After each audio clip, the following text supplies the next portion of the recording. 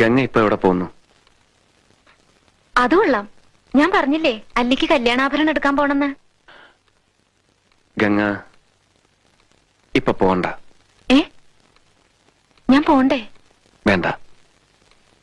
ഞാനിന്ന് രാവിലെയും പറഞ്ഞിരുന്നതാണല്ലോ, പിന്നെന്താ ഇപ്പോഴൊരു മനംമാറ്റം? ഗംഗ ഇപ്പൊ പോണ്ട.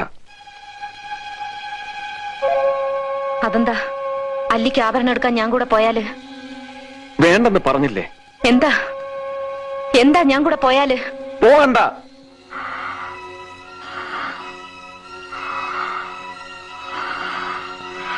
വിടമാട്ടെ, വിടമാട്ടെ.